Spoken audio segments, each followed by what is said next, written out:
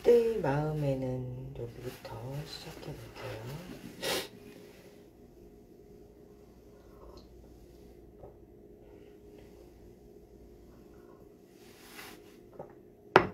10점 척도에 대해서 어제 읽었었는데요. 10점 척도에서 주의할 점은 중학생 이하를 대상으로 설문조사를 할 때는 7점 척도를 쓰면 안 된다는 것입니다. 기업에서 신상품 출시를 앞두고 16세 이하 대상으로 설문조사를 할 때 저는 7점 척도를 쓰지 말라고 조언합니다. 제가 이렇게 조언하는 까닭은 무엇일까요? 10대의 마음에는 아직 7개의 마음의 눈금이 없기 때문입니다. 여러분도 중학생이었던 시절이 있으니 아시잖아요? 저도 중학교 2학년이 된 딸이 있는데 그 아이의 마음에는 눈금이 2개밖에 없어요. 세상에서 최고로 행복하거나 죽을 만큼 고통스럽고 슬프거나 이들의 마음 상태는 이 둘 중 하나입니다. 이 세상에서 최고로 행복하거나 죽을 만큼 고통스럽고 슬프거나 이 둘 중 하나래요. 중학교 2학년 10대의 마음에는. 제가 한 방송사와 함께한 성인과 사춘기 아이들의 사고와 감정 차이를 알아보기 위한 실험을 한 적이 있습니다. 결과가 참 재미있었어요. 먼저 20대 대학생들한테 영상을 보여줍니다. 슬픈 영상, 웃기는 영상, 감동적인 영상 등 다양하게 보여줍니다. 영상이 끝나고 나면 찰흙을 한 덩이 줍니다. 찰흙은 내가 표현할 수 있는 재미를 상징합니다. 찰흙 덩어리가 크다면 아주 재미있었다는 뜻이고 덩어리가 콩알만 하다면 재미가 없었다는 뜻이겠죠. 방금 본 영상이 얼마나 재미있었는지를 찰흙으로 표현해달라고 하면 찰흙의 크기가 다양하게 나타납니다. 7개의 영상을 보여주면 각기 다른 7개의 크기가 나와요. 이 영상은 진짜 재밌었고요. 어떤 영상은 이만큼 재밌었고요. 이건 정말 이만큼 재밌었어요. 대학생만 돼도 이렇게 자기 마음을 세심하게 표현할 수 있어요. 그런데 중학생들은 마음을 2-3개 정도로밖에 표현하지 못해요. 초등학생은 2개죠. 물론 어른이 되어도 2개를 표현하는 사람도 있긴 합니다. 재미있는 정도에 대한 판단이 재밌다, 재미없다 밖에 안 되는 거예요. 슬픈 영화는 표현하기가 더 힘듭니다. 슬픈 영화들은 다양한 크기로 표현하는 것은 20대 후반쯤 되어야 가능합니다. 왜냐하면 재밌다보다 슬프다는 감정은 훨씬 더 많은 맥락을 이해하고 경험도 많이 해봐야 공감할 수 있기 때문이에요. 이런 실험과 연구를 통해서 우리는 사람의 마음에 7개 정도의 눈금이 있다는 걸 알게 됐습니다. 우리 모두가 알고 있다고 가정을 하는 거고요. 다시 말해 내가 눈금 2 정도의 말을 하면 상대도 2 정도로 받아들일 거라고 예상한다는 겁니다. 내 마음의 눈금과 상대방 마음의 눈금의 개수가 비슷하면 내가 3이라고 얘기했을 때 상대도 3 정도로 받아들일 수 있고 내가 7 정도로 얘기했을 때 이 사람도 7 정도로 반응할 수 있겠죠. 이제 슬슬 실마리가 잡힙니다. 나는 마음의 눈금이 10개인데 상대는 눈금이 2개밖에 없는 거예요. 그러면 어떻게 될까요? 나는 3 정도의 지적하는 말을 했는데 상대는 몹시 흥분하면서 지구상에서 가장 큰 비난을 받은 것 같은 분노를 느낄 겁니다. 상대방의 마음의 눈금이 2개라는 것은 마음의 눈금이 아직 성장하지 못했다는 뜻입니다. 저도 마음의 부정에 대한 것은 마음의 눈금이 조금 있나 봐요. 부정의 말을 좀 크게 확대해서 해석하는 경향이 없잖아 있거든요. 그래서 눈금이 늘어나지 않는 거죠. 그렇다면 내가 상대방 마음의 눈금이 성장할 때까지 기다려줘야 할까요? 아니면 나는 마음이 잘 성장한 사람과만 대화해야 할까요? 그렇게만 할 수 있다면 좋겠지만 세상이 그렇지 않죠? 사람의 눈금이 적어서 내가 조금만 지적을 해도 감정이 폭발하는 사람에게는 일반적인 가정이 적용되지 않습니다. 그렇다면 대체 어떻게 해결해야 될까요?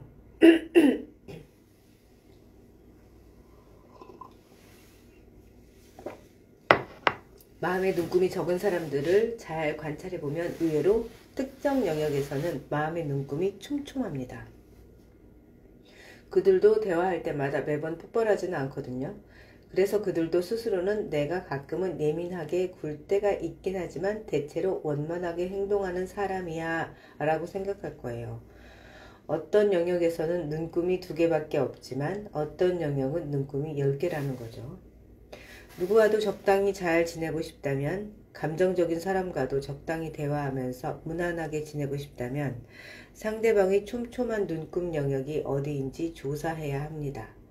함께 일하는 사람과 적당히 편안하게 소통하려면 이런 수고나 노력을 해야 해요. 인간의 감정이란 절대적인 것이 아닙니다. 감정의 가지수를 헤아리자면 끝도 없이 나열할 수 있습니다. 그 감정마다 눈금이 있고 사람마다 그 눈금의 개수가 다르다고 이해하시면 됩니다. 앞에서 선배에게 지적받고 감정이 폭발했던 김지인 씨는 지적받는다는 것에 대해 마음의 눈금이 2개였을 거예요. 저와 같으신 분이네요. 그래서 그렇게 폭발한 겁니다.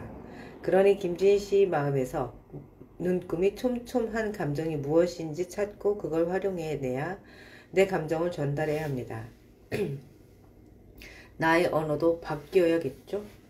보고서에서 그렇게 쓰면 안 돼. 이 부분은 이렇게 고치는 게 좋겠어. 라고 말했을 때 지적받는 것에 대한 마음의 눈금이 2개밖에 없던 김지인 씨는 눈물을 흘리고 속상해했죠.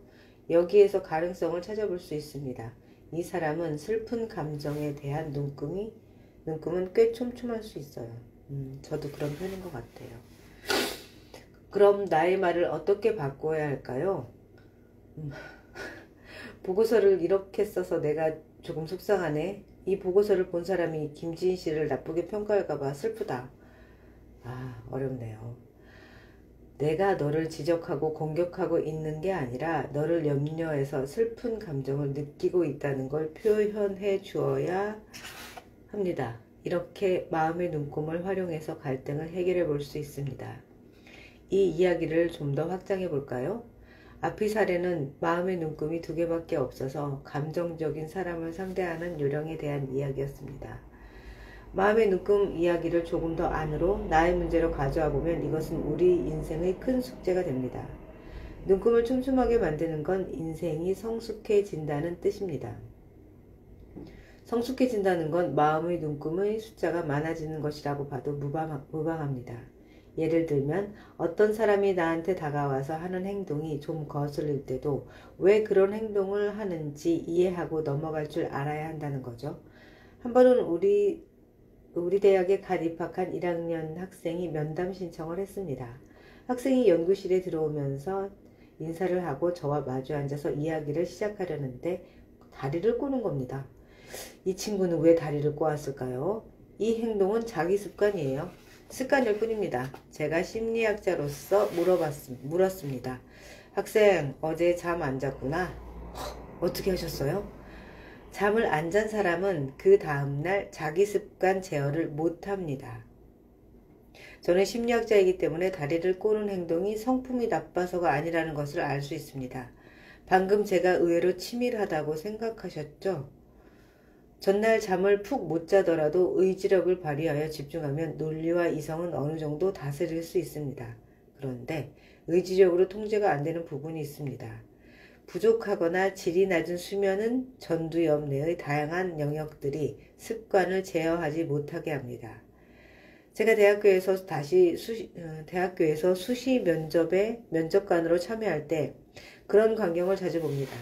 면접에 임한 수험생들은 교수 3명의 눈을 바라보며 자기가 준비해온 대로 이성적이고 논리적으로 답변을 잘 합니다.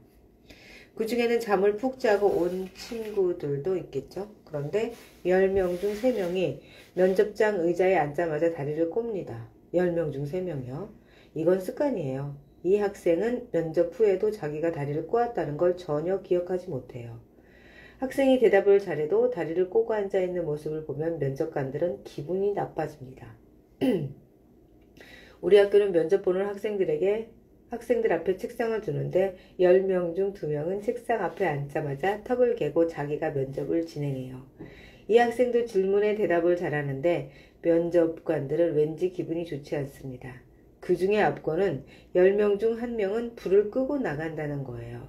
불을 끄는 건 좋은 습관이지만 11월 늦은 오후에 교수 3명은 암흑 속에 갇히고 맙니다.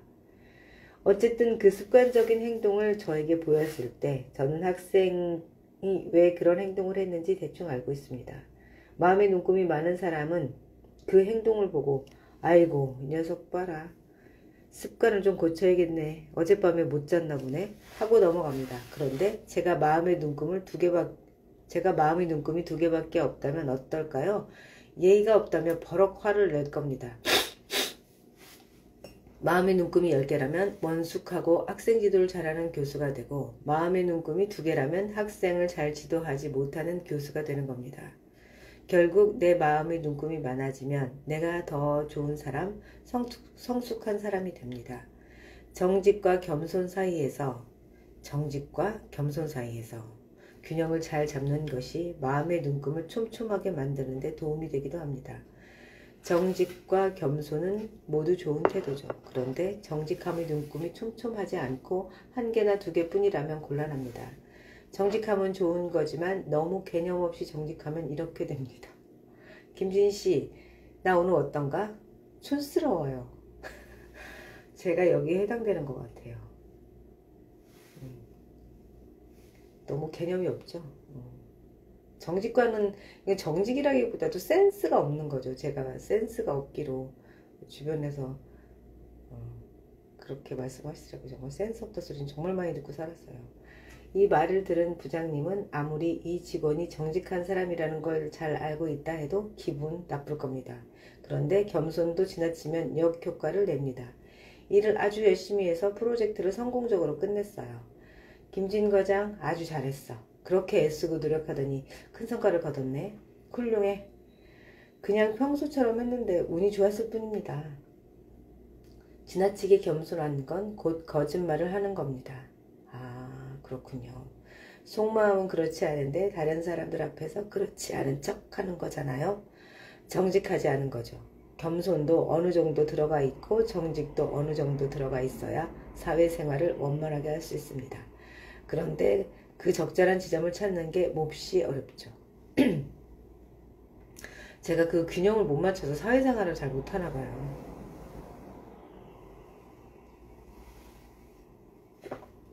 그러면 저 같은 경우는 눈금이 안 맞는 사람이랑 안 만나려고 하는 것 같아요. 그래서 사회생활도 어렵고 그렇네요. 그러면 원만한 사회생활과 원활한 소통을 위해 정직을 몇 스푼 넣고 겸손을 몇 스푼 넣어야 가장 정확한 대화를 하고 상대방을 기분 나쁘게 하지 않으며 그 사람과 좋은 소통을 할 수 있는지 고민해야 합니다. 이것도 우리가 인생에서 해결해야 할 숙제입니다. 답을 찾아가는 건 긴 여정이 되겠죠? 정답은 없어요. 정답은 저도 모릅니다. 우리 인생은 결국 좋은 사람이 되어가는 과정이 아닐까요? 정직과 겸손 반반, 정직 전부, 겸손 전부 이런 게 아니라 정직과 겸손을 얼마나 정교한 비율로 배합해서 눈금을 만들어내느냐가 우리 인생의 과제일 겁니다. 상반된 것들 사이에서 다양한 고민을 해보는 과정을 겪으면서 우리는 무언가에 대해 조금 더 세부적인 관점을 가질 수 있습니다. 예를 들어 세단을 살까 SUV를 살까 고민하는 과정에서 자동차를 보는 눈이 점점 치밀하고 세분화되는 것처럼요. 많은 고민 속에서 우리는 더 성숙해지고 노하우도 갖게 될 겁니다. 이런 노력을 하면서 사람들과 소통하면 인간관계가 좀 더 편안해질 것이라고 믿습니다.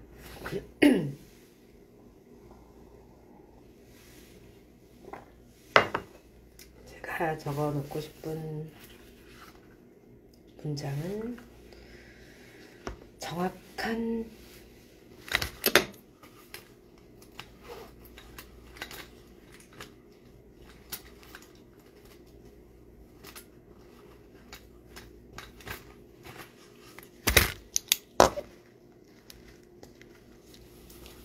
오늘이 20일인가요 벌써? 1월도 도둑 맞은 것 같은 느낌이 듭니다. 부지런하게 살지 않았나 봐요. 자, 정교한 비율.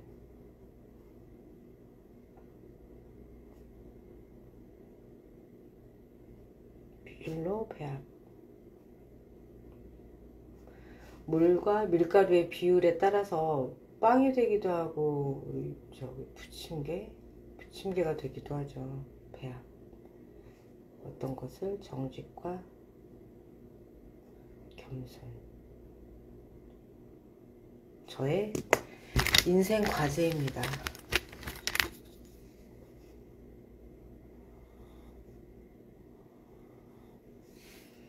고민을 많이 해서 두통이 시작됐어요. 지나고 나면 부질없고 의미 없는데 그 중간에 폭풍 속에 있을 땐 잘 컨트롤이 잘 안 되더라고요. 2강 예민한 사람, 둔감한 사람. 이거는 세바시의 그 컨텐츠에서 판매된 그런 강의예요. 예민한 사람, 둔감한 사람. 저는 예민하지 않고 일일이 따지지 않는 성격입니다. 저는 예민한 성격입니다. 사소한 일은 안 따지고 큰 일도 그냥 넘어가요. 그래서 사사건건 잘 따지는 사람들을 볼 때마다 궁금한 점이 참 많았습니다.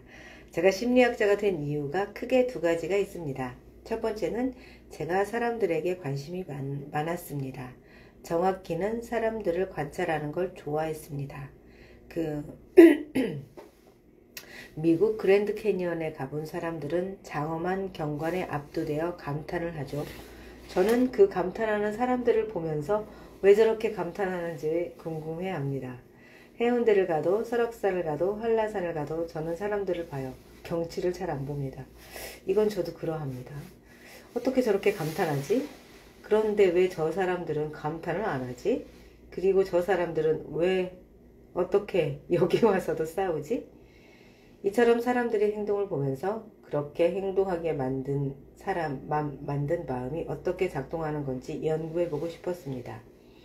2번째, 나는 침묵하는데 왜 저 사람은 저렇게 나서서 말할까에 대한 답을 찾고 싶었기 때문입니다. 조금 부끄러운 이야기이기도 합니다만 어떤 사건이 발생했을 때 저는 침묵하고 있는데 누군가는 계속해서 따지며 잘못된 점과 개선할 점을 주장했거든요. 고등학교 시절의 얘기입니다. 당시에는 두발 단속을 자주 했었는데 담임 선생님이 다음 주부터 두발 단속을 강화하겠다고 하자 같은 반 친구가 손을 들고 이렇게 얘기하는 겁니다. 선생님, 학생의 두발 길이를 학교에서 규정하고 단속하는 건 부당한 것 같습니다. 지금에야 학생 인권이라는 말이 익숙하지만 당시에는 아예 그런 개념이 없었습니다.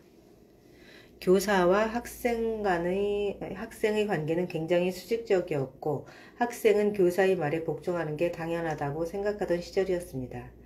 그런다 선생님 말씀이 부당하다고 주장하다니요? 저는 태어나서 한 번도 안 해본 행동이에요. 저는 항상 다수의 편에 서서 조용히 묻혀있는 유형이었거든요. 그 친구의 행동은 좋게 표현하자면 정의감이고 나쁘게 표현하자면 오지랖이죠.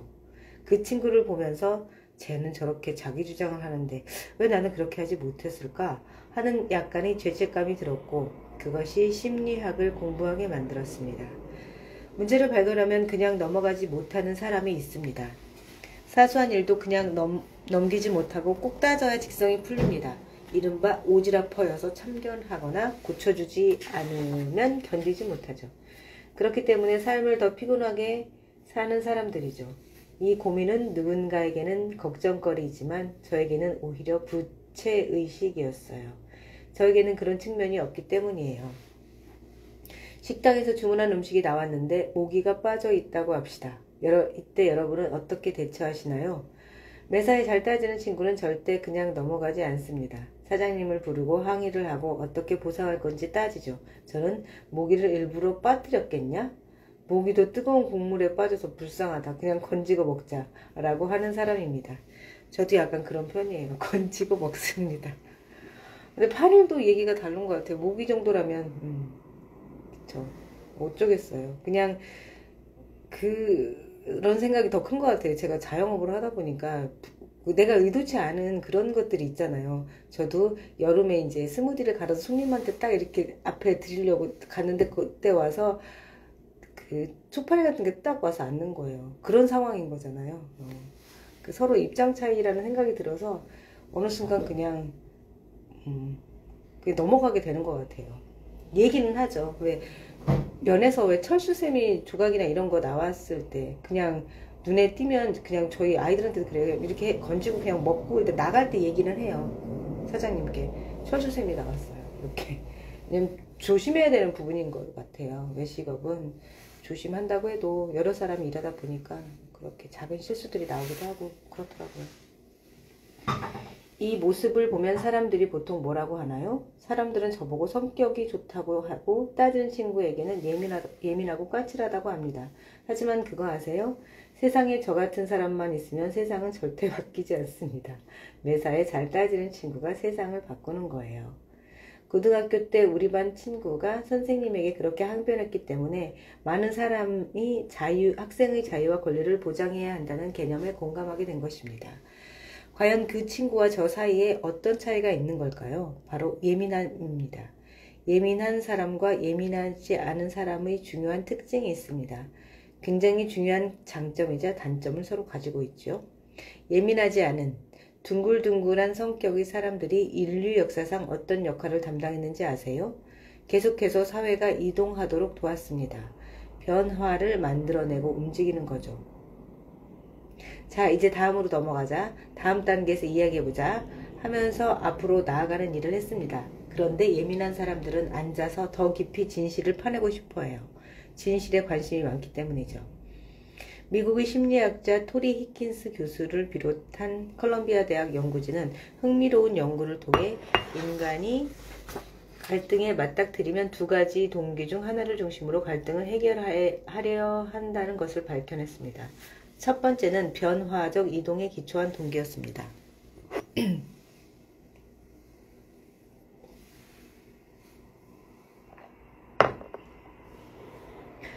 즉, 그 상황에서 잘잘못을 따지기보다는 제3의 상황이나 국면으로 전환해서 그 갈등으로부터 벗어나려는 의도를 말합니다.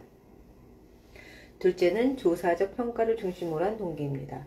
이는 세부적으로 어느 쪽이 더 잘하고 부족한가 또는 더 정당하고 합리적인가를 구체적으로 비교하고 따져보면서 갈등을 세밀하게 들여다보고 정면 돌파하려는 시도와 연결됩니다. 두 가지의 동기. 변화적 이동에 기초한 동기고 하나는 조사적 평가를 중심으로 한 동기. 둘 중 무엇이 더 나을까요? 연구진에 따르면 일상적이거나 심각하지 않은 갈등이라면 이동이 더 낫습니다. 갈등에 정면 대응해서 구구절절하게 풀어나가는 것보다 자, 이제 이 갈등은 있고 분위기를 바꿔보자 라는 메시지가 갈등을 잘 해결하도록 돕더라는 것입니다. 그래서 한 가정도 부부가 좀 성향이 반대여서 싸운다 하지만 우리가 싸우는 상황이 괴로워서 그러는 것이지 24시간 싸우진 않잖아요. 그래서 좀 변화가 있을 수 있는 것 같아요. 저와 배우자도 약간 좀 극단적으로 성격이 다른 편이거든요. 좀 어릴 때는 힘들었는데 지금은 조금 서로에게 둔감해져서 그런지 나름 나쁘지 않은 것 같아요. 그래서 제가 애들한테 그런 얘기를 해줘. 극과 극의 성향이 만나도 어느 시간 지나면 좀 이렇게 중화된다고 해야 되나요? 그래서 꼭 나쁜 것만은 아니더라 라는 얘기를 지금에 와서 해요. 반대로 갈등이 심각하고 매우 비중이 있는 것이라면 조사적 평가를 중심으로 한 동기가 지혜로운 해결책을 만들어낼 가능성이 높습니다. 갈등의 이유와 갈등 당사자의 주장이나 입장에 대해 정밀한 비교와 평가가 있어야만 이후 그 갈등을 해결하기 위한 방향으로 나아간다는 것입니다. 세상에는 변화를 도모하고 앞으로 나아가려는 사람과 왜 그 일이 일어났는지 진실을 알아내려는 사람이 늘 공존해야 합니다. 식당에서 벌레가 들어간 음식이 나왔을 때 저는 어떻게 했죠? 그냥 건져내자고 했죠. 그럼 그 다음에 뭘 할 수 있죠? 먹을 수 있음으로 이동할 수 있습니다. 그러던 제 친구는 이 벌레가 왜 여기까지 와서 음식에 빠져 있냐에 대한 진실, 그 이유를 알고 싶어 했습니다. 조직 또는 사회에서 저 같은 사람들의 숫자가 너무 많으면 어떻게 될까요? 따지지 않는 성격 좋은 사람이 많아지면 우리는 진실을 알 수 없죠. 진실을 알지 못하니 진짜 원인이 영원히 묻히면서 근본적인 문제가 개선되지 않는 조직이나 사회가 됩니다. 반대로 제 친구처럼 예민하고 까칠한 사람이 너무 많으면 어떻게 될까요? 모든 직원, 모든 사회 구성원이 탐사 보도 프로그램 PD처럼 진실만 파헤치고 있다면요? 발전하기 힘들어지고 앞으로 나아가기가 어렵습니다. 제가 그렇더라고요. 나아가기가 어려운 것 같아요. 그래서 우리는 이 고민을 해야 합니다. 이렇게 성향이 완전히 다른 사람들이 어떻게 하면 잘 지낼 수 있을지를요. 이 문제를 어떻게 해결할 수 있을까요? 저 같은 사람은 둥글둥글한 게 아니라 사실은 둔감한 성격이에요.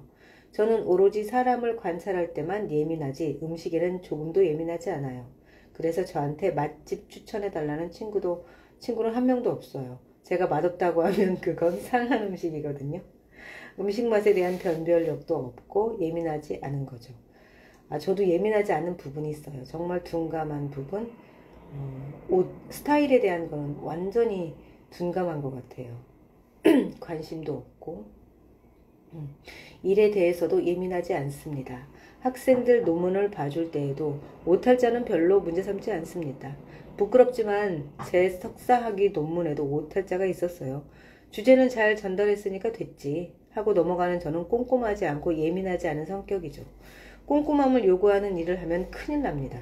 꼼꼼한 일은 예민한 사람들이 해야겠죠. 꼼꼼한 사람들은 그 일이 어떻게 일어난 것인지 진위를 파악하는 것뿐 아니라 일어나선 안 되는 일도 잘 막아내거든요.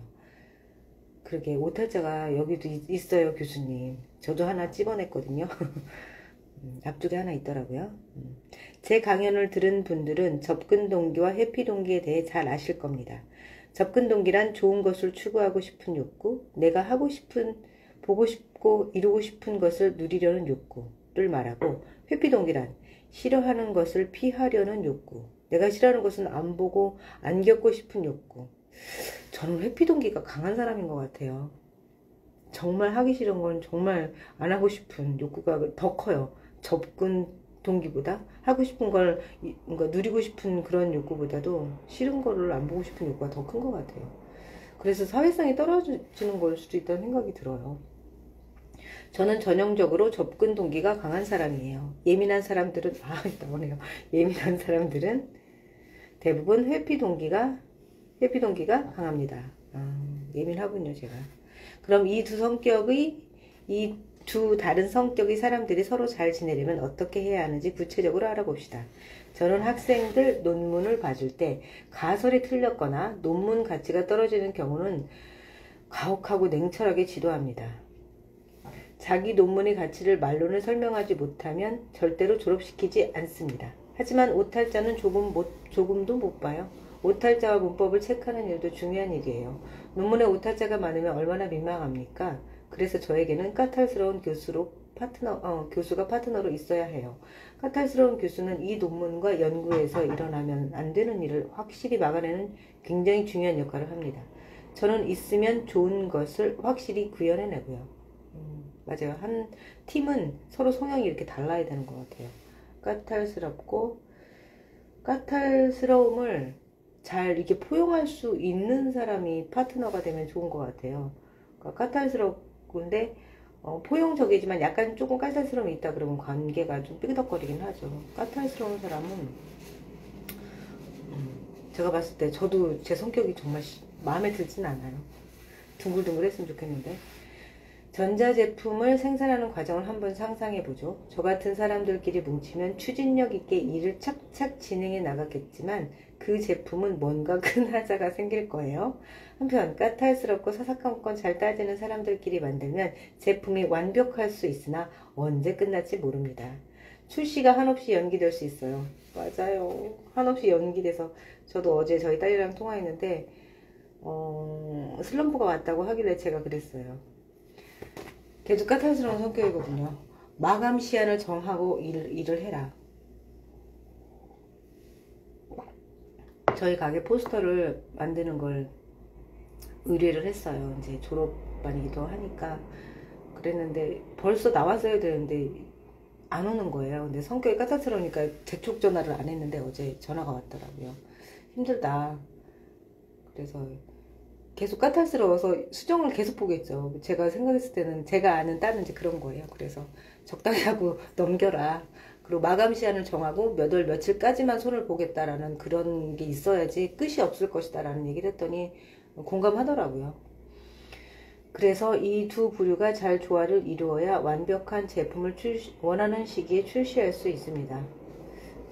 그냥 환상의 한 팀이 되고 싶다는 생각이 들어요. 저랑 딸이랑 저희 배우자랑 올해는 정말 팀워크가 좋아야 되거든요. 저희가 한 발 도약할 계획을 하고 있어서 팀워크가 잘 맞아야 되는데 그것이 올해 좀 제가 염려하는 부분이기도 해요. 설 지나고 나서 같이 일을 해야 되는 상황인데 이 두 부류가 조화를 이루고 잘 지내는 방법은 간단합니다. 서로 고마워하는 겁니다.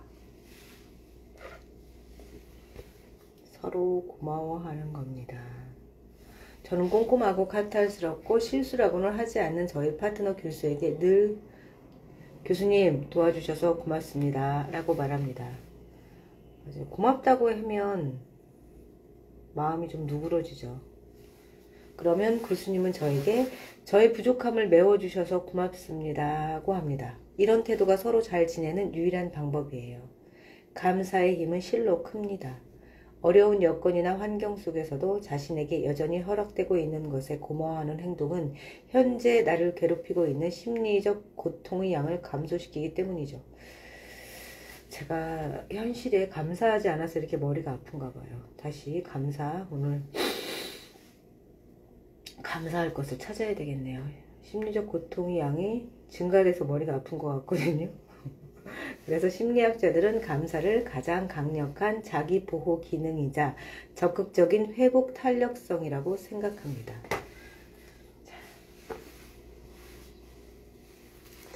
저에게 필요한 한마디 적어보겠습니다. 감사.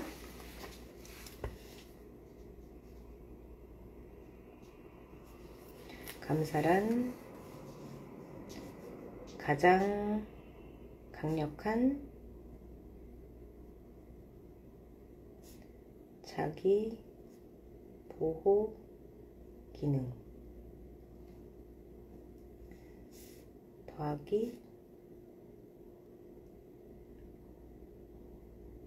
적극적인 회복 탄력성. 감사. 제가 감사가 부족했군요.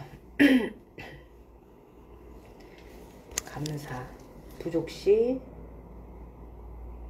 두통이 온다. 심리적 고통의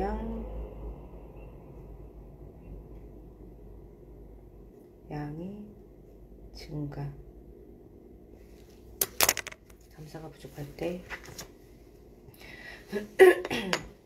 물론 이러한 결과들을 현실 부정을 통한 마취 효과로 폄하하는 사람들도 있습니다. 현실 부정을 통한 마취 효과라고 폄하하는 경우도 있다. 그렇죠. 감사로 덮는 거니까 마취된 사람들은 강한 회복 동기를 느끼지 못합니다. 하지만 똑같이 물리적 신체적 고통을 겪으면서도 고마움을 느끼는 사람은 희망을 갖게 되고 그것이 회복 탄력성으로 이어집니다. 우리 모두가 갖고 싶어하는 부분이죠. 회복 탄력성이 커지는 것. 고맙다라는 표현을 자주 하셔야 해요. Thank you, 감사, 베리 감사, 고맙 등 감사를 재미있게 표현할 수 있는 나만의 방식을 몇 가지 만들어 두세요. 나와는 다른 기질을 가지고 있고 그래서 나의 부족함을 보완해주는 사람들에게 고마움을 표시하는 나만의 비책을 꼭 마련하시길 바랍니다. 고마워하는 행동과 고마움을 표현하는 것이 이렇게 중요한데도 사람들은 평소에 별로 고마움을 표현하지 않습니다. 첫 번째 이유는 민망하고 어색해서. 저도 그런 편이고 해보지 않아서. 그런데 왜 안 했을까요? 연습을 하지 않아서 그렇습니다. 고맙습니다 라는 말도 연습이 필요하다고 하시네요. 고맙습니다 라는 말을 주로 듣는 사람들, 예를 들어 학교 선생님이나 높은 지위에 있는 사람들은 고마움을 표현하는 연습을 잘 안 하는 상태입니다. 그러면 누구에게 고마움을 표현하는 연습을 해야 할까요? 나보다 나이 어린 사람, 저는 나이 어린 아이들한테는 고맙다는 표현을 많이 했던 것 같아요. 경력이 적은 후배에게 표현을 자주 해본 사람은 정말 고마움을 표현해야 할 때 제대로 그 마음을 전달할 줄 압니다. 나보다 어린 사람에게 고맙다는 얘기를 많이 해보세요. 그러면 필요할 때 그 말이 의외로 쉽게 나올 겁니다. 저는 배우자를 아랫사람으로 생각하지 않았나 봐요. 고맙다는 말을 별로 안 했던 것 같아요. 이 말을 나의 부족한 점을 메워서 고맙습니다. 이 말을 좀 해야 되겠네요. 마음속에서 되뇌는 말로 나의 부족한 점을 메워주어서 고맙습니다.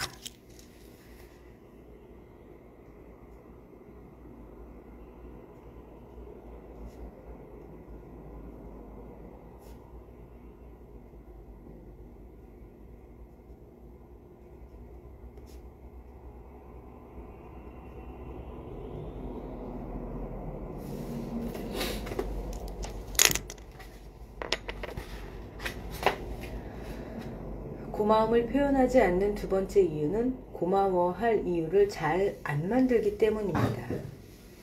맞아. 신세지기 싫어해요, 저도.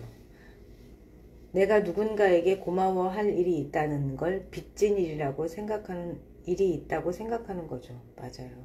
빚이라고 생각하는 것 같아요, 저는.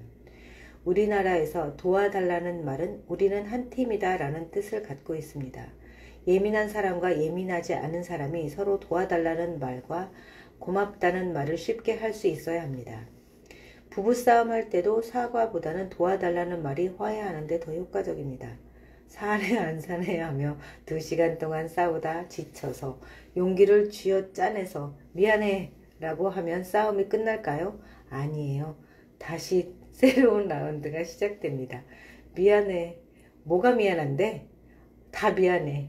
당신 아직 뭘 잘못했는지 모르는구나. 그런데 도와줘 라고 하면 어떻게 될까요? 저희 젊었을 때 이렇게 싸웠던 것 같아요. 미안하다고 해요, 먼저. 그러면 뭐가 미안한데? 저 이렇게 했어요. 그럼 아니 다 미안하다고. 그러면 뭐가 미안한지 모르는구나. 네, 저도 이렇게 했습니다. 그런데 도와줘 라고 하면 어떻게 해야 될까요? 나는 이런 면이 많이 부족해. 그게 문제를 만들어내는 것 같아. 당신이 나를 도와주면 좋겠어. 그 말을 들으면 상대방은 동질감을 느낍니다. 너랑 나랑 같은 편이구나. 우리구나. 내가 우리 편에게 도움을 주어야겠구나. 도와달라고 말하는 것이 스스로 부족함을 드러내는 표현이라 자존감이 낮아질 것 같아서 걱정되시나요? 말하는 사람은 그렇게 느낄 수도 있습니다. 요즘 제가 그런 것과 관련된 연구를 하고 있는데요. 상대가 도와달라고 했을 때 알았어 하고 도와준 사람들은 나중에 오랜 시간이 흐른 후에 상대가 도와달라고 했던 말을 기억하지 못했습니다. 그 사람에 대해 호감을 가지고 있었다는 것만 기억하고 있었습니다. 다시 말해 도와달라고 했던 건 부탁하는 사람이 머릿속에만 남아있다는 거예요. 맞아요. 저도 어제 어떤 분이 도와달라는 말을 저한테 하셨는데 제가 그분에 대한 마음의 벽이 굉장히 두텁게 있었거든요. 근데 도와주실 수 있으신가요? 도와주실 수도 있고 없을 수도 있고 근데 들어보고 선택해주세요 하고 되게 앞에 장황하게 말씀을 하셨는데 되게 사소한 거지만 되게 어려워하면서 이렇게 전화를 통해서 이렇게 느껴지는 그런 말투들이 있잖아요. 근데 마음의 벽이 조금 가벼워지는 것 같더라고요. 저랑은 되게 안 맞는 분이라고 생각했었거든요. 그러니까 도와달라는 말을 저도 좀 잘 해봐야 되겠어요.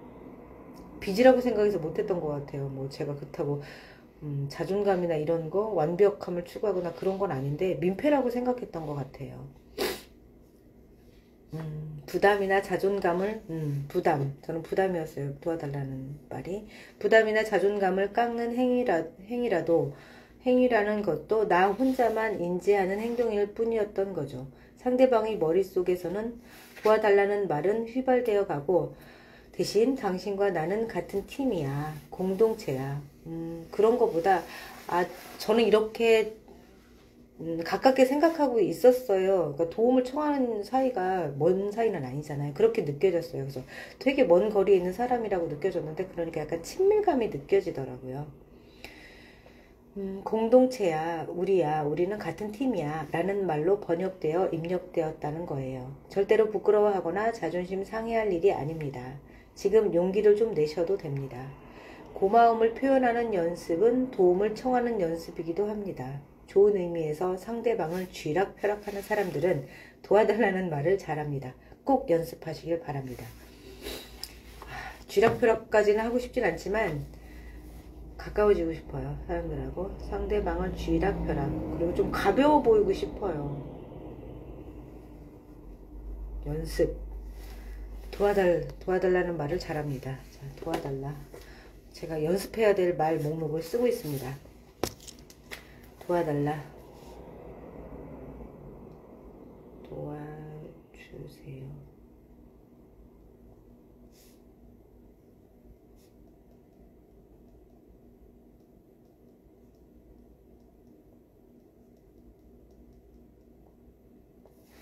삼강, 남의 말을 옮기고 다니는 사람의 심리. 그거 보면 제 말은 별로 옮겨 다니지 않았던 거 보면 제가 정말 인간관계가 없었나 봐요. 제가 아는 사람 중에 이렇게 말을 잘 옮기는 사람이 없진 않았을 텐데 제 말이 돌진 않았던 것 같아요. 제가 그만큼 제 얘기를 안 꺼냈다는 얘기겠죠. 전 듣는 걸 더 좋아하기는 해요. 예전에 뒷담화를 주제로 강연을 한 적이 있습니다. 뒷담화 하는 사람들은 내가 싫어하는 사람들은 다른 사람들도 싫어해야 한다는 마음을 주위에 강요하면서 감정의 타당성을 확보하려는 사람입니다. 이번 주제는 뒷담화와 또는 또 다른 이야기인데 재미있는 주제입니다. 뒷담화는 또 다른 이야기인데 재미있는 주제래요. 남의 말을 옮기는 것이 병이냐 아니냐 하는 논란도 있었습니다. 어느 집단이든 내가 한 이야기를 딴 데에서 듣게 하는 사람이 꼭 있습니다. 좋은 얘기든 나쁜 얘기든 그렇게 말을 전해드리면 좀 민망하고 당황스럽고 기분도 좋지 않습니다. 강연 때마다 남의 말을 옮기는 사람은 어떤 사람인가요? 왜 자기 일도 아닌데 다른 사람이 겪은 일을 말하고 다니는 걸까요? 이런 질문을 참 많이 받습니다. 결론부터 말하자면 남의 말 옮기기를 좋아하는 사람은 자기가 하고 싶은 이야기의 근거와 타당성을 찾아다니는 사람입니다. 남의 말을 근거로 자기가 하고 싶은 말을 하는 거죠. 잘 들어보면 그들의 이야기 중에는 100% 남의 말만 있는 게 아니거든요. 가장 흔한 유형은 이렇습니다. 그 사람 주변에 8명쯤 있다고 가정해 봅시다. 그중 한 명을 만났는데 그 사람이 내가 하고 싶었던 말을 해요. 그럼 나머지 7명은 안 만납니다. 처음에 만난 한 명의 말만 듣고 바로 다른 사람에게 옮깁니다. 그런데 첫 번째 사람, 두 번째 사람, 세 번째 사람이 하는 말이 계속 자기가 생각하고 있던 것과 다르다면 그때는 말을 옮기지 않습니다. 계속 자신의 생각과 안 맞다가 7번째 사람을 만났는데 그 사람이 자신의 생각과 일치하는 말을 딱 하면 그때 그 사람의 말을 옮기는 거예요. 말을 옮기기 좋아하는 사람은 자신의 생각을 말할 용기가 없는 사람입니다. 의외네요. 말을 옮기기 좋아하는 사람은 특징이 자신의 생각을 말할 용기가 없는 사람. 용기 없는 사람이네요. 용기 없는 사람. 제가 이 책을 지금 2번째인지 3번째인지 있는데 그때마다 들어오는 문구가 약간 다른 것 같아요. 저는 책을 여러 가지 이렇게 읽는 것보다 한 권을 조금 여러 번 읽는 거를 좋아해요. 근데 읽을 때마다 또 새롭고요. 처음 보는 것 같다는 느낌이 들 때도 있어요. 책임을 지기도 싫어하죠. 맞아요. 내가 한 말이 아니잖아. 결국엔 그렇게 하죠. 그래서 자신과 비슷한 얘기를 하는 사람을 찾아다니다가 그 사람을 만났을 때 그 얘기를 전달하는 겁니다. 좀 안쓰럽죠? 자기 주장을 확실히 못하고 두려워하는 사람들이니까요. 그런데 그것은 그 사람 입장이고 나는 피해자니까 내 입장에서 생각해 볼 필요가 있죠. 그 사람은 왜 하필 나한테서 자기가 원했던 답을 얻었을까? 이 점에 착안하여 연구한 사람들이 있습니다. 남의 말을 잘 옮기는 사람은 일부러 다가와 자기 의견은 내지 않은 채 이건 어때? 어떻게 하면 좋을까? 하며 질문만 합니다. 내가 어떤 물건을 사면 따라 사기도 합니다. 그것에 대한 다른 사람의 생각이 이렇다고 전하면 나의 생각이 어떤지 끊임없이 묻는 사람들, 즉 간보는 사람들입니다. 간보는 사람. 따라 사는 사람은 있었죠. 더러. 나랑 똑같은 걸 따라 삽니다. 이들은 지지받고 싶어 하는 사람들이기도 합니다. 굉장히 외롭고 자신감이 없는 사람들입니다. 굉장히 외롭고 자신감이 없는 사람들입니다. 외로움은 느끼는 것 같아요. 주변에 친구가 있고 없고를 떠나서 저는 주변에 사람이 없는데도 별로 외로움을 느끼지는 않는 것 같아요. 외롭고 자신감이 없는 사람들. 그런데 나한테 오고 있다? 나한테 주기적으로 와서 묻고 있다? 그렇다면 나를 한번 돌아봐야 해요. 그 사람이 나를 자꾸 찾는다는 건 나에게서 엄청난 동질감을 느끼고 있다는 뜻입니다. 무섭네요. 너와 나는 닮았구나 하는 생각에 강하게 이끌려서 나를 이렇게 귀찮고 힘들게 하는 거예요. 그 동질성의 원인은 환경일 수도 있고 외모일 수도 있고 좋아하는 야구선수일 수도 있고 좋아하는 가수일 수도 있어요. 재미있는 건 의외로 동질성의 근거가 명확하지 않다는 거예요. 그것에 주목해야 합니다. 따라하고 싶어서 그러는 경우도 있지 않나요? 간보는 것도 있지만 어떻게 보면은 동일선상에 있다고 그 사람은 나에 대해서 생각을 하지만 자기가 더 우월하다고 생각을 하기 때문에 드러내지 않고 계속 따라하는 것 같던데요. 대학 등록금을 한번 생각해보죠. 우리나라 대학은 재정구조상 등록금 의존도가 높아서 교육의 질을 높이려면 등록금 인상이 불가피합니다. 대학교 입장에서는 대학 등록금을 올려야 해요. 반면 등록금 인상에 반대하는 입장도 있습니다. 사실상 우리나라에서 대학 교육이 필수에 가까운데 한 해 등록금이 매년 오르고 있어요. 500만원, 600만원, 700만원 이렇게 오르다간 1000만원이 넘을 수도 있습니다. 올해 지금 2월에 졸업하는 저희 아이 등록금이 800만원이었어요. 800만원이 좀 넘었던 것 같은데요. 800이 넘었죠. 등록금만 800 몇십만원대였던 것 같아요. 두 학기 합치면 어문 계열인데도 그랬어요. 많이 비싸죠. 이공계는 더 하겠죠. 한 집안 가장 연봉의 30%가량이 자녀의 대학 교육비로 들어가는 겁니다. 따라서 학생과 부모들은 대학 등록금을 낮춰야 한다고 주장합니다. 그런데 제가 사람들에게 등록금 인상에 찬성하는 의견에 동의해달라고 부탁한다고 가정해볼까요? 저의 부탁을 들어준 사람은 자신의 의견과 다른 주장을 해야 합니다. 그런데 실험을 해보니 남의 주장을 하다보면 내 의견도 바뀔 수 있다는 사실을 알게 되었습니다. 이런 걸 인지부조화라고 합니다. 인지부조화를 쉽게 설명하기 위해 실험 사례를 살펴보겠습니다. 1. 60명을 20명씩 ABC 3개의 실험 집단으로 나눕니다. 그런 다음 세 집단에게 재미없고 의미 없는 단순한 반복 작업을 시킵니다.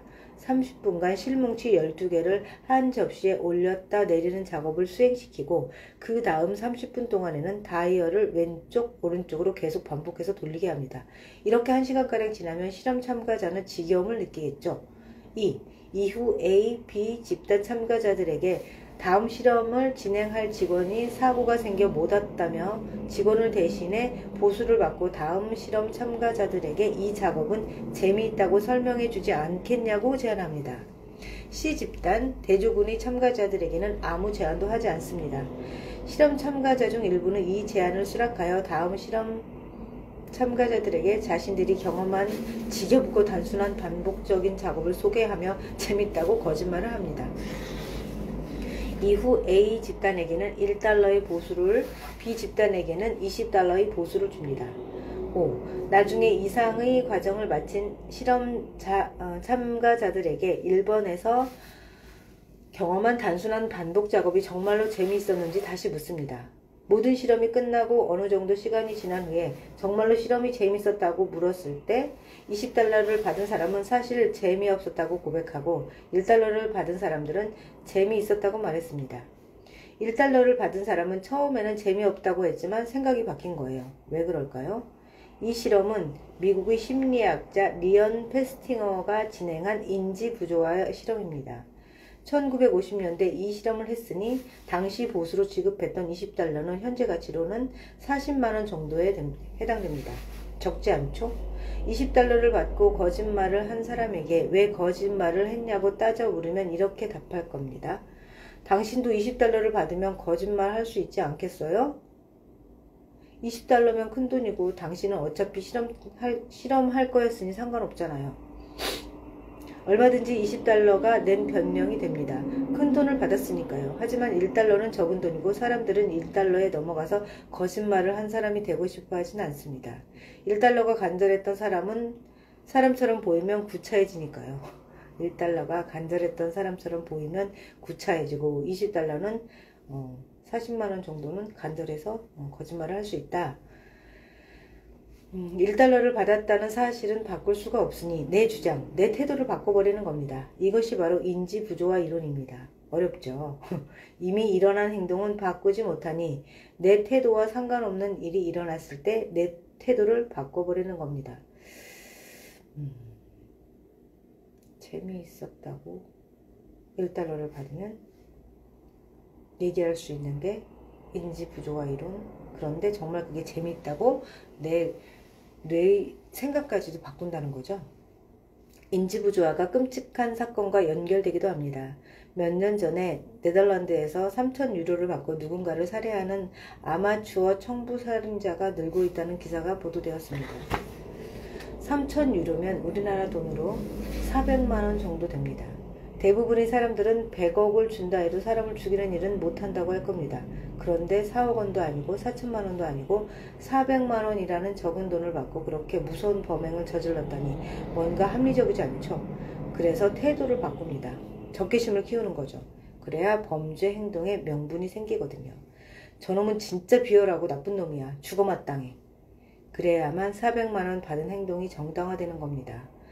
정리를 하자면 사람들은 자기 주장과 다른 주장도 얼마든지 내 주장처럼 말할 수 있습니다.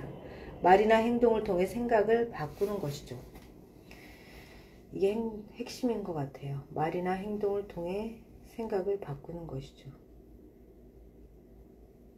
감사일기 쓰는 것도 사실 그런 거 아니겠어요? 실제로는 그렇지 않은데 그렇다고 생각을 하게 나를 변화시키는 것 같아요. 생각을 변화시켜서. 그러면 다른 행동이 나오니까, 감사한 사람의 행동이 나오니까 일상이 훨씬 더 좋아지는 방향으로 갈 것 같아요. 감사일기라는 것이. 나의 말을 자꾸 옮기는 사람은 자신에게는 확신이 없기 때문에 타인의 주장을 통해 자신의 생각에 확신을 갖는 사람들입니다. 타인에게 자기 주장을 하려고 나를 이용하는 거예요. 그런데 말을 옮기는 사람들은 어떤 타인과 이야기할 때 자기 주장의 확신이 커질까요? 나와 비슷하지만 나와 아무런 연관이 없는 사람. 취미는 비슷하지만 일과는 상관없는 사람입니다. 나는 스포츠를 좋아하는데 저 사람은 독서를 좋아한다면, 또 나는 보수적인데 저 사람은 개방적인 성격이라면 동질성이 떨어지죠. 취미생활이나 성향, 출신 지역 등이 나와 전혀 상관없는 사람과 이야기할 때는 자기 확신이 커지기 어렵습니다.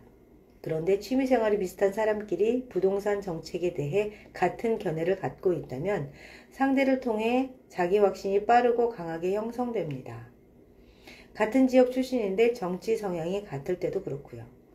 누군가 자꾸 내 말을 옮기고 나한테 뭔가를 물어본다는 건 나의 행동에 굉장한 동질감 하나를 가지고 있다는 겁니다. 그 동질성은 아마도 사소한 것일 거예요.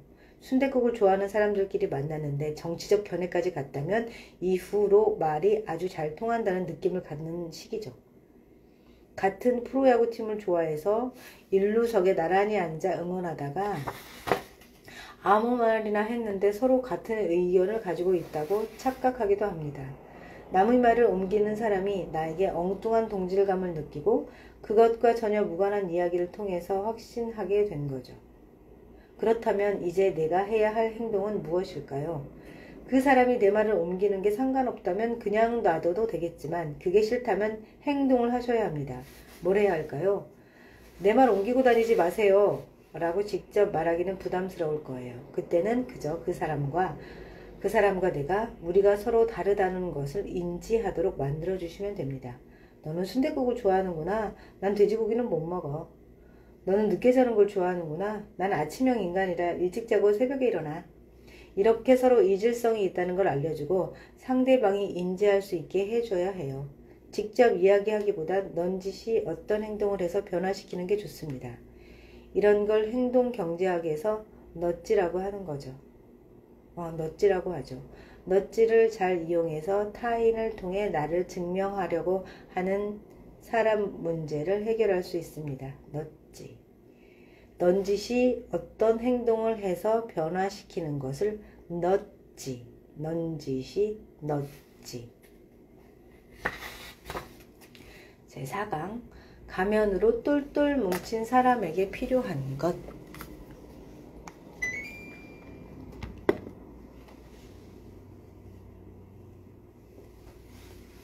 가식은 본 모습과 다른 모습으로 자기를 포장하는 걸 말합니다. 가식은 포장이다. 그래서 가식적인 사람이 싫고요.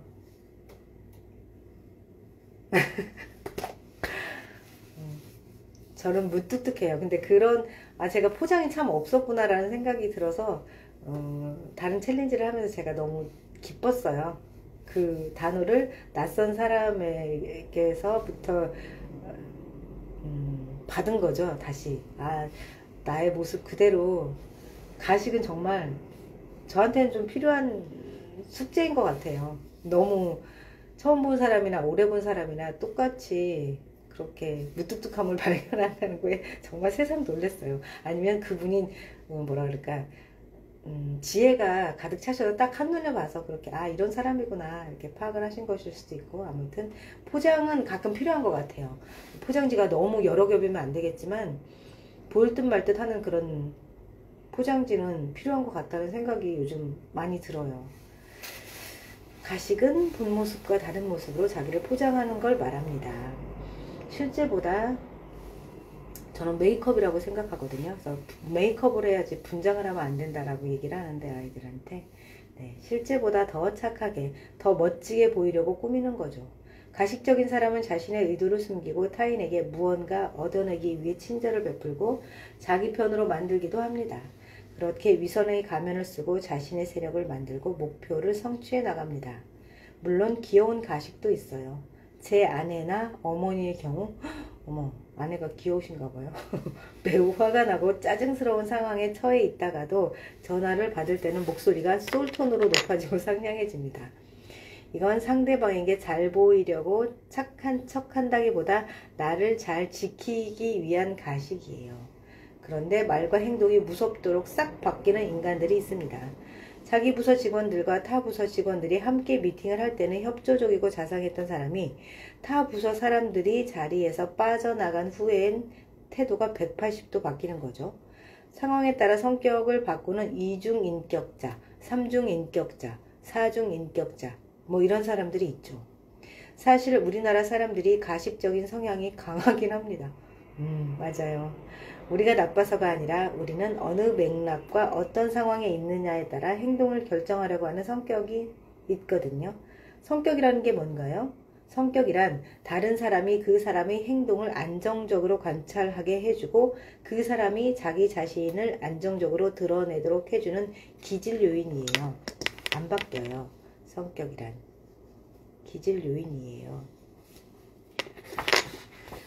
우리나라에서는 대부분의 사람들이 성격대로 행동하지 않습니다. 내가 어떤 관계 속에 있느냐에 따라 행동이 달라집니다.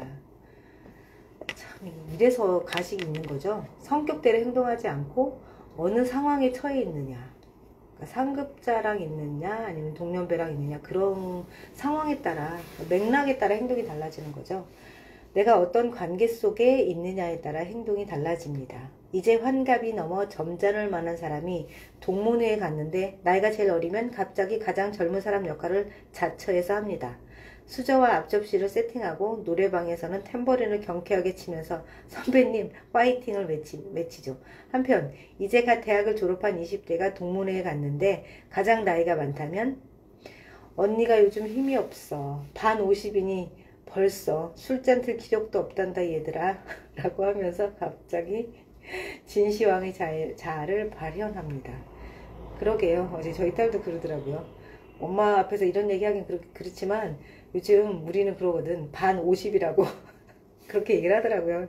어이없어서 웃었어요. 그러니까 그전에는 거침없이 얘기하다가 이제 졸업할 때가 되니까 조금 그런 거는 가려서 하더라고요. 엄마가 들으면 하찮은 그런 얘기겠지만 하고 먼저 이렇게 앞에 깔더라고요. 그전에는 그냥 필터 없이 막 뱉었거든요. 그래서 제가 좀 멍청해지는 느낌이 들었어요. 걔랑 이렇게 대화를 하면. 그러니까 세월이 조금은 필요하다는 생각이 다시금 들었어요. 이렇게 사람은 상황에 따라 행동이 조금은 달라집니다. 그런데 가식적인 사람들은 보통 사람들보다 상황에 훨씬 더 민감하게 대응합니다. 가식적인 사람들이. 그러니까 센스가 있기도 하겠네요. 우리가 가식적인 사람들에게 당하지 않으려면 그들이 도대체 어떤 상황에서 민감하게 반응하고 가식적으로 행동하는지를 살펴봐야 합니다. 사람은 어느 정도는 상황에 따라 다르게 반응합니다. 다른 말로 하면 분위기를 파악하는 거죠.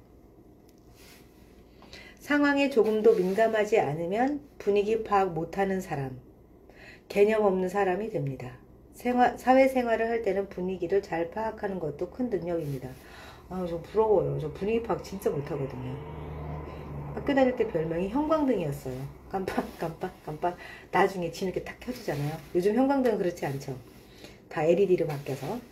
그런데 분위기에 지나치게 민감한 사람들도 우리를 힘들게 하죠. 다른 부서 사람들이나 상사가 있을 때는 자기 팀원을 누구보다 아끼는 척하고 보는 눈이 없으면 함부로 말하고 화를 내며 본성을 드러내는 사람이 있어요. 수많은 시선이 있는 상황에서 제3자의 시선이 없는 상황으로 바뀌었기 때문이죠. 타 부서 사람들이나 상사가 있을 때는 인화단결, 상사가 나간 상황에서는 난폭한 상사로 자신의 입장을 상황에 따라 바꾼 겁니다.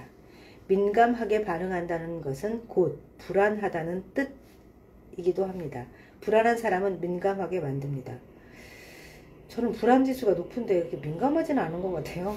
예를 들어 전쟁터에 나가 싸워야 하는 병사들은 늘 불안합니다. 그래서 똑같은 상처를 입고 똑같은 병에 걸려도 민간인보다 훨씬 더 고통스러워합니다. 전장에서 부상을 당하고 고통스러워 하다가도 들것에 실려 구급차에 오르면 신기하게도 고통이 줄어든다고 합니다. 더 이상 고통스럽다고 비명을 지르지도 않고 진통제를 달라고 소리 지르지도 않아요. 구급차에 탔으니 곧 병원으로 이송될 거라고 생각하니 안심이 되면서 통증도 참을만해지는 겁니다. 불안하면 더 예민해지고 같은 통증도 더 강하게 느껴집니다. 그러면 가식적인 사람들은 무엇 때문에 그렇게 불안을 느끼는 걸까요? 바로 고립입니다. 어느 쪽에서도 어느 상황에서도 고립되고 싶지 않은 겁니다. 가식적인 사람은 학교 생활이나 직장 생활을 하다가 사회적으로 심하게 고립된 경험을 해봤을 확률이 높습니다. 저도 그렇고 여러분도 한 번쯤 친구들 사이에서 따돌림을 받거나 어느 무리에 잘 끼지 못했던 경험이 있을 거예요. 대부분이 그렇다면 또 어떻게 되나요? 대부분 약간 따돌림을 당했다기보다도 저는 고립을 되게 좋아하는 편이거든요. 고립된 상황을 좋아해요. 그러니까 사실 누구나 그런 경험이 있게 마련인데 가식적인 사람들에게는 그 경험이 지나치게 각인되었던 거죠. 그래서 그들은 소외당하고 따돌림 당하는 걸 몹시 두려워해요. 그러니 상사가 있을 때는 상사한테 따돌림 받기 싫으니까 착한 척 하다가 팀원들하고만 있을 때는 화를 억누르지 못하는 겁니다. 그런데 이게 악순환이죠. 가식적인 모습 때문에 사람들이 더 경계할 거고요. 예상과 다르게 더 따돌림 당하니 그런 행동을 더 많이 하는 겁니다. 이렇게 따돌림을 당하거나 따돌림을 많이 만들어내는 가식적인 사람들은 마음의 상처가 많고 자기를 사랑하지 못하는 사람들입니다. 가식적인 사람들은 대개 자존감은 낮은데 자만감이 높습니다. 상황에 적극적으로 대처할 수 있는 사회적 기술을 가지고 있다면 자신감도 있을 겁니다. 자신감도 있고 자만감도 있는데 자존감만 없는 거예요. 그렇게 보면 참 짠하고 불쌍합니다. 자신감, 자만감, 자존감만 없대요. 조금 더 넓혀서 생각해 볼게요. 가식적인 사람을 근본적으로 이해해 봅시다. 그 사람이 가식적인 이유는 따돌림 받기 싫다는 불안감이 크기 때문이라고 했습니다. 그래서 그 사람한테 어느 정도 구속력을 행사한다면 그의 가식적인 모습이 좀 줄어들 수 있습니다. 이 말은 에릭 프롬이 자유로부터의 도피에서 한 주장이기도 합니다. 인류 역사를 보면 인간은 가장 고결한 가치인 자유를 찾기 위해 엄청난 희생과 피의 대가를 치렀습니다. 그런데 자유를 찾고 났더니 다시 안정감을 그리워하게 되더라는 겁니다. 그게 바로 인간 행동의 동기 중 일체감을 갖고자 하는 욕구, 그러니까 귀속감 때문입니다. 어딘가에 소속되고 싶어하는 감정 때문입니다. 학교나 직장에서 이유 없이 사람들 따돌리기를 즐기는 사람들이 있어요. 따돌림, 왕따는 분명한 사회적 폭력입니다. 그런데 따돌림을 주장하는 이들이 시면을 들여다보면 따돌림 받기 싫다는 고립에 대한 강한 불안이 깔려 있습니다. 고립되는 걸 공포감을 느낄 정도로 무서워합니다.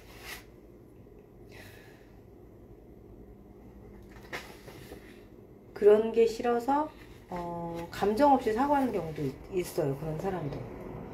따돌림 당하기 싫다면 따돌리지 않는 문화를 만드는 게 가장 건강한 전략이겠죠. 하지만 그들은 쉽고 어리석은 전략을 택합니다. 따돌림 받기 전에 먼저 따돌리는 거죠. 5명이 있는 집단에서 내가 따돌림 당하는 사람이 되지 않기 위해 다른 사람을 따돌리는 겁니다. 얼마나 바보 같은 생각입니까? 바보 같고 어리석은 전략이지만 그들에게는 달콤한 유혹입니다. 불안해하며 가식적인 모습으로 사람을 따돌리고 힘들게 하는 그들에게는 강하게 구속하는 리더가 필요합니다. 그 사람들에게는 구속력이 강한 리더가 필요합니다. 그들은 자율성이 떨어지기 때문에, 제가 엄청 강조하는 게 자율성이었는데 누가 보든 안 보든 똑바로 살아라. 자율성이 떨어지기 때문에 오히려 강한 리더십 안에서 편안함을 느낍니다. 보스의 강한 명령을 받고 있으니 꽉 붙들려 있다는 느낌을 받는 거죠. 구속해주고 장악해주면 고립될까봐 불안한 마음은 점차 사라지게 됩니다. 정리를 해볼까요? 가식적인 사람, 위선적인 사람은 불안한 사람입니다. 사실 그 불안을 다른 사람이 해결해 줄 수는 없어요. 기본적으로 그들에게는 기저에 늘 불안이 있고 고립되지 않으려고 따돌리기라는 나쁜 전략을 쓰는 겁니다. 그런 사람이 일은 어느 정도 잘해서 조직에 필요한 사람이고 함께 가야 하는 사람이라면 좀 더 강하고 장악력 있는 리더와 함께 일하도록 환경을 만들어주면 나쁜 행동을 방지할 수도 있습니다. 우리가 모든 걸 다 해결할 수는 없겠지만 여러 방향에서 방법을 생각해 볼 수 있습니다. 이런 조치를 취하면 조직 내에서 인간관계가 조금은 더 편안해질 수 있습니다. 5강. 관점이 다른 사람은 나에게 도움이 된다. 정말 동감이에요. 그림 한 장을 보여드릴게요. 이 그림을 멀리서 혹은 작게 보면 마릴린 먼로라고요? 전혀 마릴린 먼로 같은 느낌이 안 드는데요. 가까이 보면 아인슈타인이 보입니다. 하이브리드 이미지라고 하죠. 어떤 거리에서 보느냐에 따라 속성이 더 많이 보인다는 것을 보여주는 재미있는 실험입니다. 사람마다 자신이 처한 상황과 조건이 다르니 같은 정보도 다르게 받아들여지는 것은 당연합니다. 공감합니다. 근데 마릴린 먼로가 전혀 안 보이는데 어떻게 마릴린 먼로가 보일까요? 아인슈타인. 대부분의 사람들은 기본적으로 갈등을 회피하는 성향이 있고 나와 관점이 다르고 상대방의 의견에 동의하지 않을 때에도 갈등을 만들어내지 않고 잘 지내려고 노력합니다. 생각해 보세요. 누가 하루에 8시간씩 얼굴 보며 앉아 있어야 하는 사람과 다투고 싶겠습니까? 특히 관점이 다른 사람이 상사라면 더더욱 갈등을 만들고 싶진 않겠죠.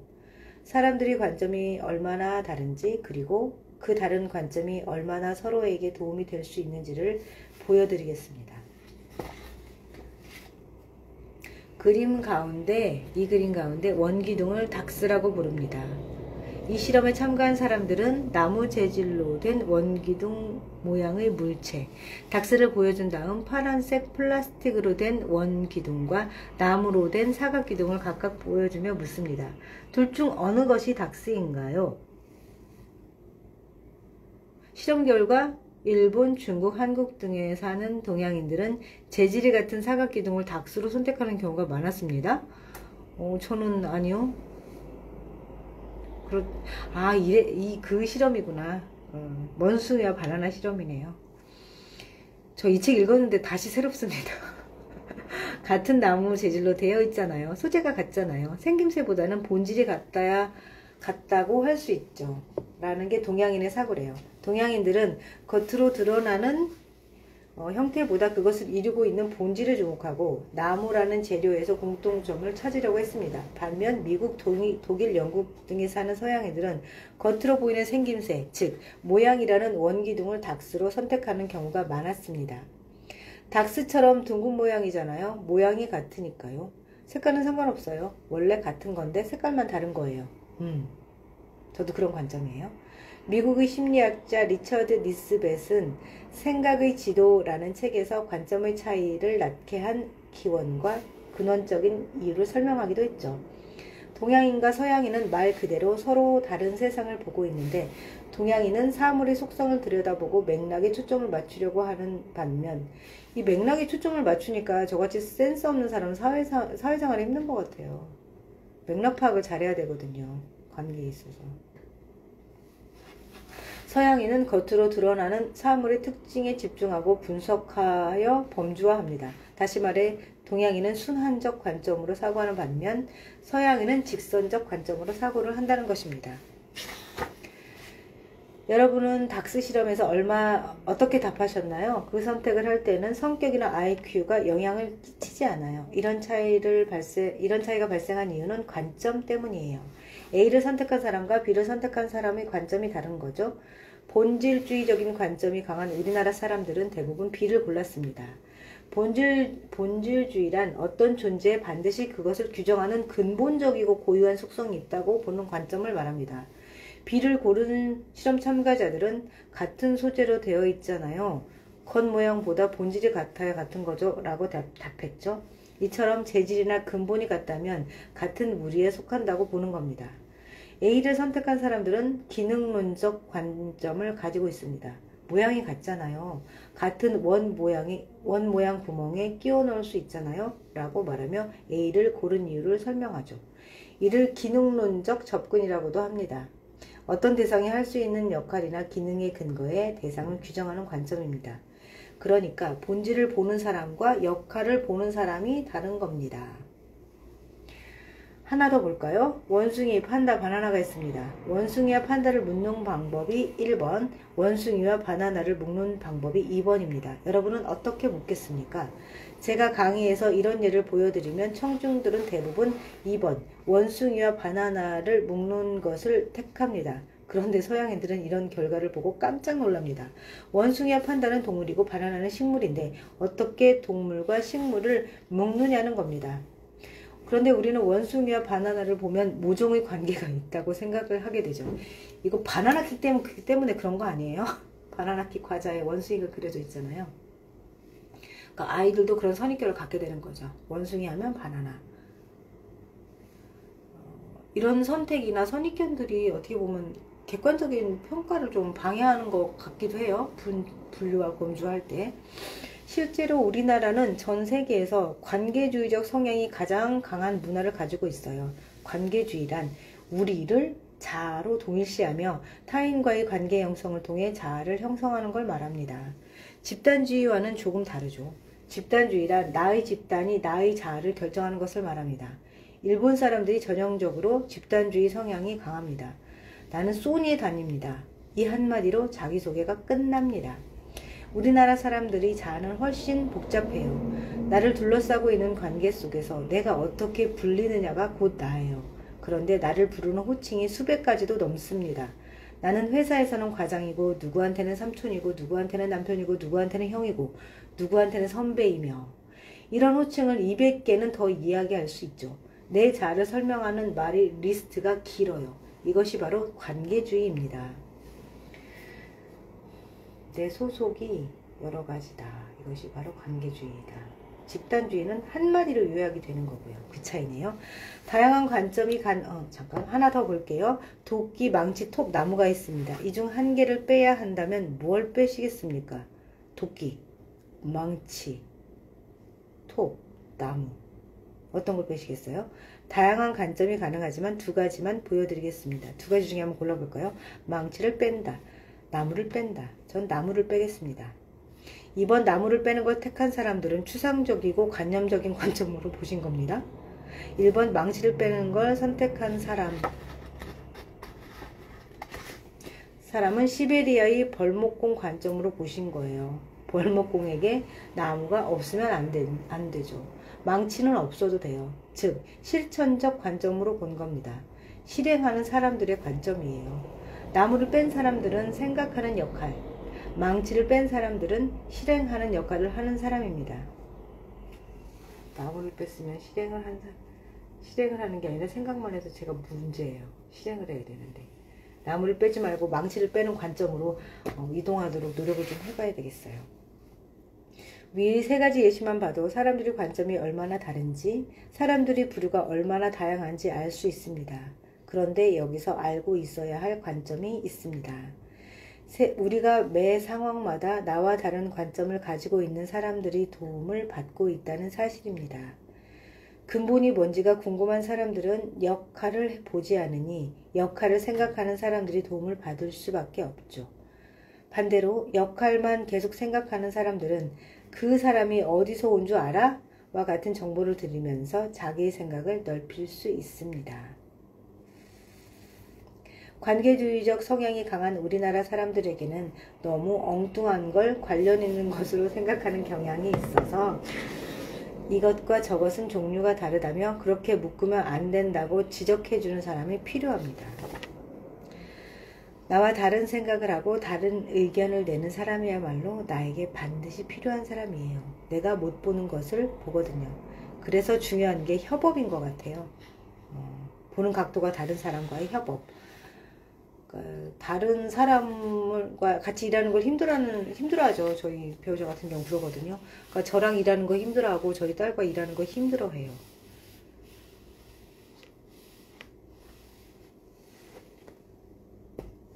(2차) 세계대전에서 연합군이 독일군을 이긴 이유 중 하나가 개념적인 리더와 실행적인 리더가 공존한 것입니다.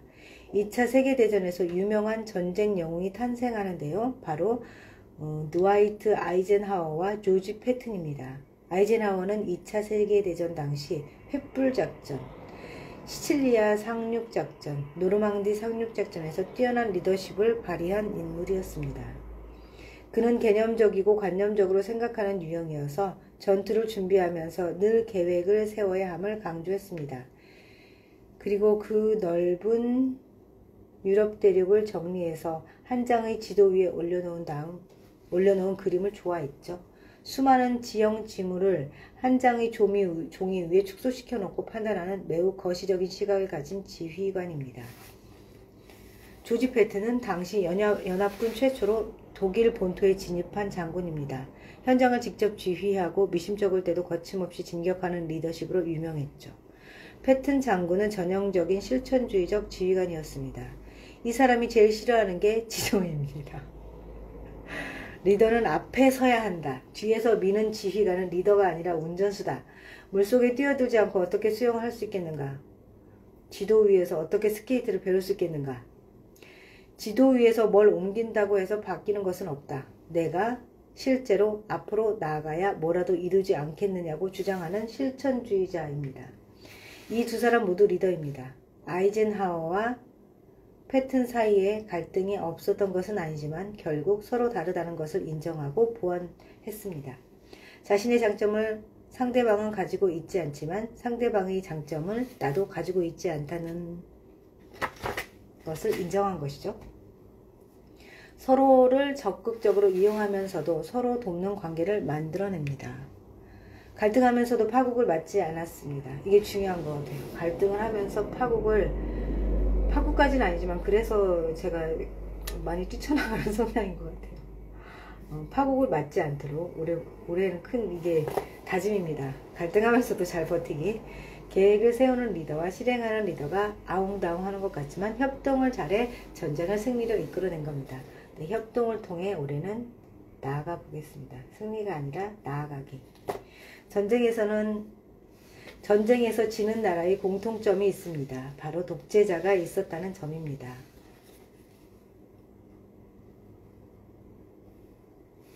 (2차) 세계대전에서 패배한 나라는 제국주의나 파시즘이 강했습니다. 패배한 나라는 제국주의나 파시즘이 강했습니다. 독재자가 지배하는 나라는 필연적으로 관점이 획일화될 수밖에 없습니다. 관점이 문제예요. 한 가지의 관점이기 때문에. 지휘관들이 관점이 동일하다 보니 같은 생각을 하고, 그래서 우리가 생각이 합일치를 할 때는 너무 기뻐하잖아요. 박수치고. 검증을 하지 않죠. 하지만 나와 다른 생각을 하고 다른 말을 하는 사람이야말로 나한테 반드시 필요한 아군입니다. 내가 못 보는 것을 보거든요. 다른 생각을 할 수 있는데 우리가 다른 말을 꺼내지는 못하는 것 같아요. 저 사람이 권력자다 싶으면 이견을 내지 못하잖아요. 그러니까 이견을 내서 저희는 항상 찌그럭찌그럭 하는 것 같아요. 나에게 필요한 아군이라는 걸 좀 인정했으면 좋겠네요. 내가 못 보는 것을 보거든요. 그리고 내가 여기까지 해놓으면 그 다음을 해주거든요. 그런 것 같아요. 제가 벌려놓으면 수습을, 정리를 잘 하는 것 같아요. 역할의 표준이 약간 다른 것 같네요. 공동의 목표에 대한 헌신이 얼마나 지극하건 누구도 지적받길 좋아하진 않습니다. 더 나은 혁신적인 생각이나 문제 해결 방법을 도출해내기 위해 잘못된 점을 지적하는 것은 서로에게 좋은 일이죠. 직장에서 더 성장하는 인재가 되려면 관점이 다른 사람도 나와 상보적 관계가 될 수 있음을 이해해야 합니다. 내가 할 수 없는 역할을 해줄 수 있는 고마운 소중한 존재라는 걸 인정해야 해요. 갈등하지만 필요한 존재, 내가 좋아하진 않지만 나에게 도움이 되는 존재라는 걸 생각하면서 지혜롭고 낙관적인 관점을 견지하길 바랍니다. 갈등하지만 필요한 존재, 내가 좋아하진 않지만 나에게 도움이 되는 존재, 공생관계. 2부 온전한 나로 서기. 나에게 집중하면 인간관계에서 자유로워진다. 왜 그러냐면요, 집중의 그 포커스를, 초점을 여기저기다 두기는 어려운 것 같아요. 산만해지거든요. 제가 무척 산만한 성향인데, 나한테 집중하면 똑같은 상처라도 제가 잘 못 느끼기 때문에, 나한테 집중하고 있기 때문에 관계가 좋아질 수밖에 없는 것 같아요. 말하자면 나한테 너무 집중하고 있어서 나한테 시즌소리를 하는데 그거를 제가 못 들어요. 뭐라고? 그러면 이제 한 번 뱉었기 때문에 그 상대방이 다시 반복하진 않더라고요. 가끔은 귀가 잘 안 들리는 것도 도움이 되는 것 같고, 저는 제가 지금 안경을 쓰고 책을 보고 있어갖고 어느 정도 시간이 지나면 코가 너무 아프거든요. 그러니까 안경을 쓰지 않으면 잘 보이지 않는 것들, 그런 것들이 생기니까 더 이렇게 무던해진다고 하나요? 더 좋은 것 같아요. 가끔은 그런 것들이. 뭔가 항상 정확하게 봐야 좋은 것만은 아닌 것 같아요. 그래서 나한테 집중하는 게 그런 점들이 좋은 것 같아요. 1강 행복이란 무엇인가. 이런 추상적인 단어 별로예요. 저는. 제 영어 발음을 들어보신 분은 상상조차 못하시겠지만 제가 미국 유학생활을 6년 했습니다. 다른 나라로 떠나 낯선 환경에서 외국인들 틈에서 학교를 다니는 유학생들의 각오는 비장합니다. 때때로 한국이 그립기도 하고요. 사무치게 그립다는 게 어떤 건지 몸으로 이해가 되죠.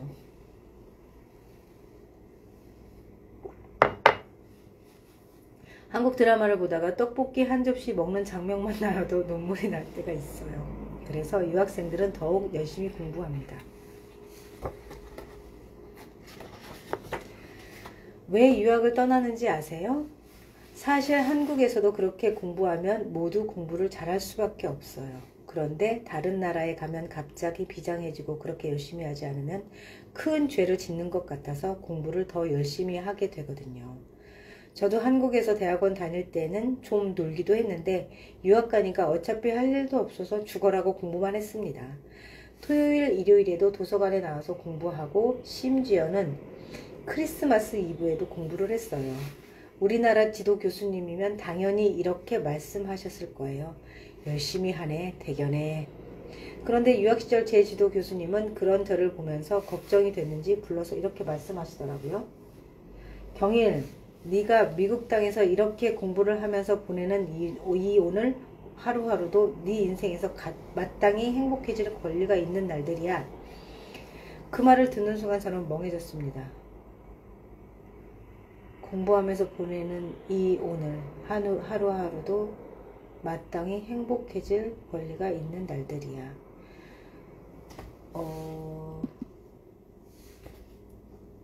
저희 가게에 공사차가 와서 문을 열어주러 다녀와야 합니다. 네, 93페이지부터는 다음에 이어서 읽도록 하겠습니다. 오늘도 좋은 하루 되세요.